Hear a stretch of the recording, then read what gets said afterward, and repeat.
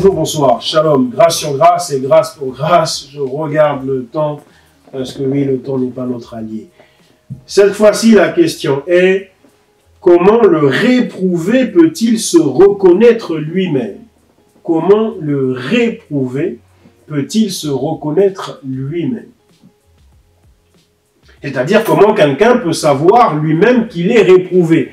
Parce que, en vérité, si moi, effectivement, je ne peux pas savoir si mon frère en face de moi, si ma sœur en face de moi est un ou une réprouvée, c'est avéré, je ne peux pas le savoir, Dieu seul sait.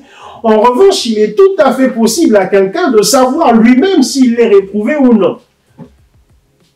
Il n'est pas possible à autrui de le savoir, mais il est possible à soi-même de savoir si on est un réprouvé.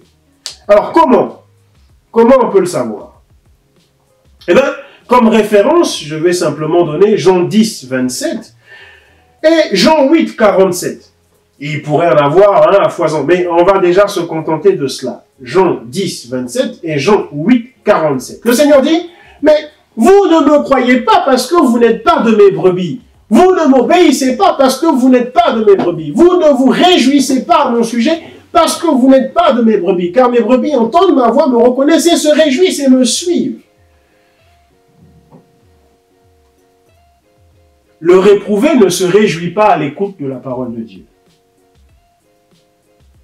Le réprouvé ne ressent pas le besoin en aucun moment de plaire au Seigneur Yahushua HaMashiach. Il lui est égal de plaire ou pas au Seigneur.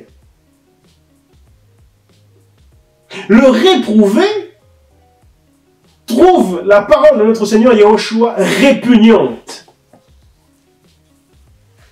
Il la trouve trop dure. Souvenez-vous, Jean 6, au verset 66, on va dire, mais dès lors, plusieurs de ses disciples l'abandonnèrent, car ils dirent précédemment, cette parole est trop dure. Qui peut l'écouter? Qui peut la suivre? Qui peut la digérer? Et pourtant, après cet événement, Pierre et les autres vont venir au Seigneur et vont lui dire, il va dire, mais quoi? Vous, pourquoi ne partez-vous pas? Ils vont lui dire, mais tu as les paroles de la vie, à qui irions-nous? Donc alors que les mêmes paroles prononcées par le Seigneur ont été jugées trop dures pour être digérées par d'autres, les mêmes paroles ont été jugées bonnes, ont été jugées paroles de la vie par Pierre et les quelques autres qui étaient restés.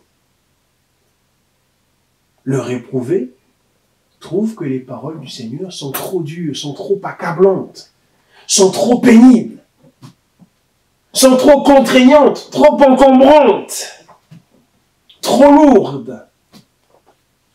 Mais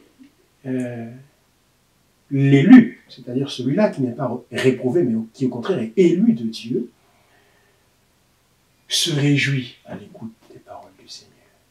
Même lorsqu'il n'arrive pas lui-même à les appliquer, mais il se réjouit à l'écoute de cela.